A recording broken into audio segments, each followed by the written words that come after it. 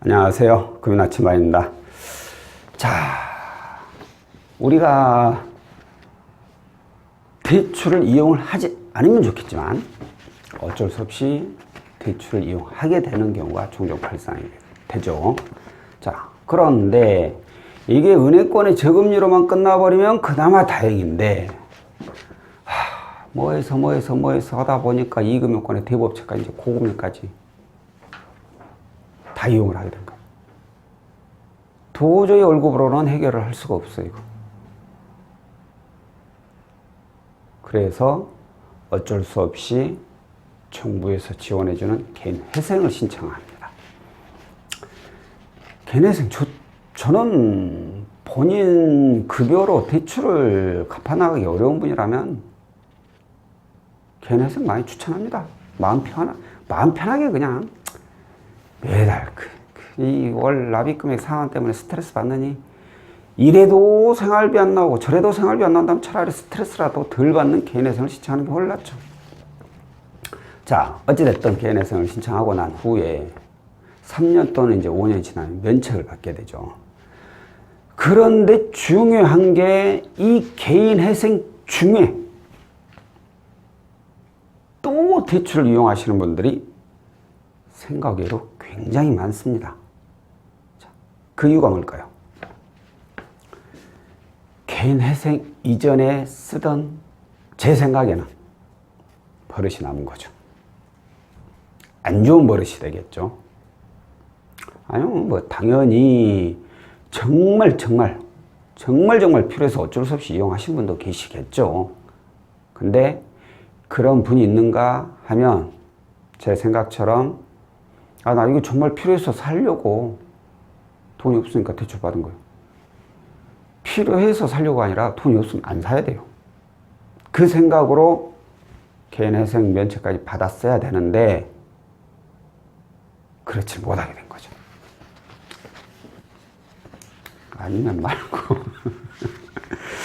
자, 어찌됐든 이래저러한 사정으로 인해서 개인회생 중에 대출을 또 받아요. 그러면 어디서 받느냐?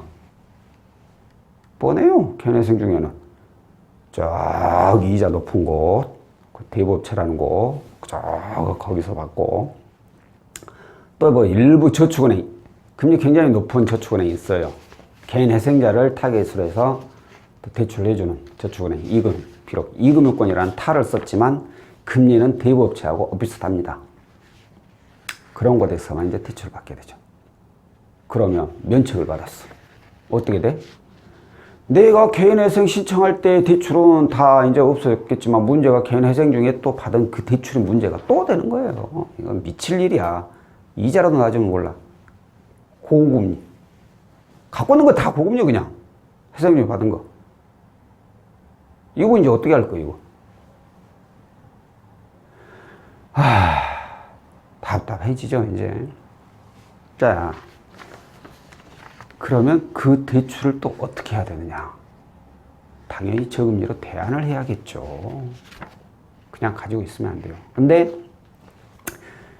모르겠어요. 저한테 이제 문의 오신 분들만 그런 분인지 대부분이 그나마 다행히 연봉 대비 부채 비율이 아주 높지가 않아요. 회생적으로 이렇게 이용한 대출이다 보니까 아주 많은 금액을 우리 회생 전에 시청했던 것처럼 그러게 못 받으니까 높진 않아요. 그래서 다행히 통대안이라는 상품을 이용해가지고 저금리로 대안하신 분들도 계십니다. 정말 다행이죠, 정말. 그런데 그것마저 안 되신 분이 있어요. 바로 오늘 사례의 주인공입니다. 지금부터 그 사례에 대해서 좀 알려드려 볼게요. 자, 현재 이분께서는 외관법인 기업체에서 근무를 하고 계십니다. 당연히 4대 보험 되시고 직장이네. 직장이란다. 당연히 직장인이지. 무직자겠냐 이거만. 직장. 정규직에 입사일이 2017년 4월 연봉이 4,300만 원. 자, 가지고 있는 대출 볼게요. 저축은행 3,451만 원. 또 다른 저축은행 1,228만 원. 합이 9, 7, 6, 4, 4679 만원. 처참하죠? 대출 내역 보면 외관법인인데. 자, 그런데 말씀드린 대로 이렇게 이용한 이유가 개인 회생 중에 이용을 하신 거예요. 이 이금융권이나 대부업체가 얼마나 웃기냐면 처음에 대출 한 1,000만 원 해줘요. 잘 갚죠? 그러면 어느 날 갑자기 전화가 따가지고, 아, 고객님 이렇게 뭐 접시 상환 잘하셔서 뭐 우수 고객으로 뽑히셔가지고 추가로 뭐 1,000만 원 더 가능합니다. 남은 잔액이 한 600 정도 남았는데 1,000만 원이 더 돼? 그럼 사람이 또 심리가 묘해. 생각이죠. 딱히 1,000만 원이 필요한 건 아닌데 있으면 좋겠어. 네, 주세요. 1,600 다. 나중에 또 이거 또 잘 갖고 또 한 2,000만 원. 대출이 이렇게 해서 점점 늘어나는 거예요.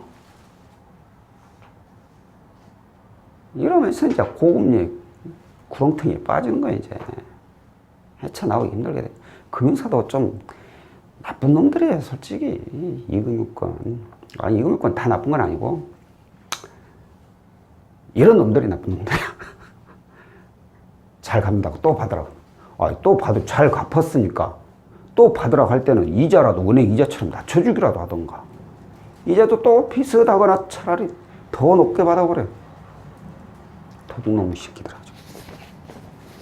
추가 대출을 아니, 내가 여기서 일하면서 내가 욕하면 안 되는데.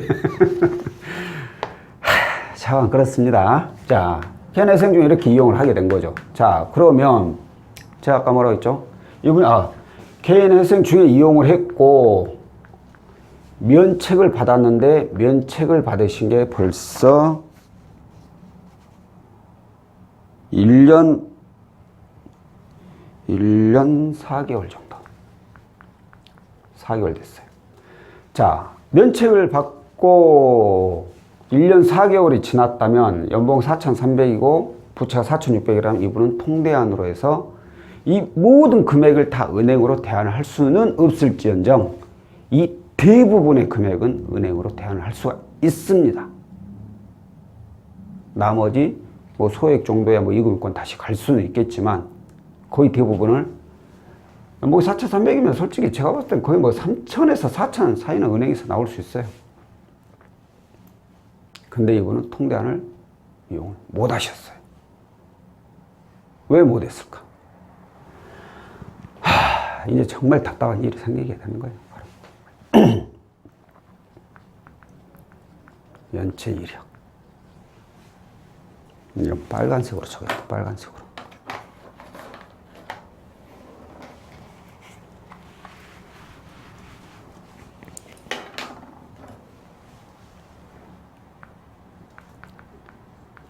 연체 이력. 미칠 노릇이죠. 미칠 노릇이야 이거. 개인 회생 중에 이 고금리 대출을 이용한 것도 환장할 일인데 면책 받고 1년 4개월이 됐는데 연체까지 해버렸어. 연체 기록까지 있어. 아시겠지만 통대안은 연체 기록이 있으면 안 해줍니다. 그나마 단기 연체력이 한 2년 정도 아니면 한두 건 정도에 한 건이나 두 건 정도 해가지고 1년 좀 넘었지만 연봉대 부채가 좀 낮던가 하면 되는데 연체력 이후는 또 몇 건이냐면 3건이네. 3건. 3건. 통계는 안 된다고 보다. 그럼 어떻게 해야 돼요? 이 연체력 단기니까 3년 가잖아요. 3년이 될 동안 기다려야 돼. 3년 지날 동안 기다려야 돼. 이분께서는 그동안에 이 저축은행들 열심히 먹여 살려야죠, 이제. 높은 이자 받았으니까 이제 팍팍 줘가면서 먹여 살리는 거예요, 완전히. 이분께서 이용할 수 있는 게, 저금리로 대안할 수 있는 게 뭐가 있느냐. 연봉이 4,300이에요. 4,500 이하는 그나마 정부 지원 상품인 햇살론이라는 것을 이용이 가능하죠. 비록 햇살론 생계자금으로 최대 1,500만 원까지밖에 안 나오지만 1,500만 원이라도 나온다면 이 한 건만큼은 그래도 저금리로 대안을 할 수가 있죠. 그래서 이분은 햇살론으로 조회를 하였습니다.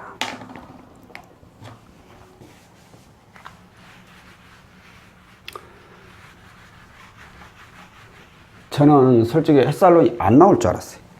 조회하기 전에. 왜 그랬느냐면 근무 기간이 벌써 뭐 한 2년이 지나버리고 연봉이 4,300이에요. 보통 3,500, 연봉이 3,500 이상 돼버리면 보증재단 내부 등급으로 1에서 5등급 이내는 대출 안 되잖아요. 근데 일반적으로 이렇게 재직 기간이 길면 1에서 5등급 이내에 들어올 확률이, 5등급일 확률이 높아요. 꽉 이상하게 5등급, 4등급, 3등급은 그래. 일찌감치 그래려냐는데 5등급 아쉽게 꼭 5등급으로 딱 끊겨. 그래 안 나오는 경우가 많은데 이분은 정반대가 나와요. 자, 1에서 5등급 이건 안 됨. 6등급 1,500, 7등급 1,200, 8등급 이게 900이던가? 이렇게 돼요. 내부 등급. 저는 여기에 나올 줄 알았어. 5등급에. 그래서 이거 일단은 방법이 이거밖에 없으니까 이거라도 조회를 해보자 하고 한 건데 세상에 6등급도 아닌 7등급이 나와버린 거예요. 와, 재직기간이 2년이 넘고 연봉이 4,300인데 7등급 나온 경우는 보기는 했습니다만은 참 정말 등급 안 나오더라고요. 이거. 그만큼 연체 기록 때문에 내부 등급이 낮게 나온 거예요. 근데 만약 연체를 안 했다면 통장을 했지. 연체를 만약 한 건만 했다면 5등급 나와버렸을까요? 5등급 나오면 그것도 못 받는데. 그래서 이건 뭐 다행이라고 해야 되는 건지, 그죠? 다행이죠. 1,200만 원을 9.47%에 이용을 하셨어요. 뭐 이거 중도 상환하면 대략 뭐 1,200, 제 생각에는 2%니까 한 1,200, 한 50만 원 정도 될 거예요. 많아봤자. 뭐 50만 원 좀 부족하긴 하지만 어떻게 좀 이 정도야 뭐 충분히 메꿀 수 있겠죠. 이 한 건은 그래도 햇살론 이용해서 저금리로 대안을 했네. 참, 다행이라고 봐야죠. 다행이라고. 자, 오늘은 개인 회생 중에 이용했던 고금리 대출을 면책을 받고 연체까지 하신 분이 그나마 햇살론이라도 이용해서 한 곳의 금융사만이라도 저금리로 대안을 했습니다. 그런데 만약에 이분이 연체를 하지 않았다라면 통대안을 이용해서 훨씬 더 좋은 결과를 낼 수 있었겠죠. 제 말은 즉 그 어떤 상황이든 간에 연체를 하면 무엇이든지 손해를 본다는 얘기예요. 제가 대출 중에 정말 싫어하는 게 현금 서비스라고 하죠. 현금 서비스보다 더 싫은 게 연체예요. 연체는 하시면 안 됩니다. 자, 오늘은 여기까지고요. 다음번엔 또 다른 내용으로 찾아뵙도록 하겠습니다. 고맙습니다.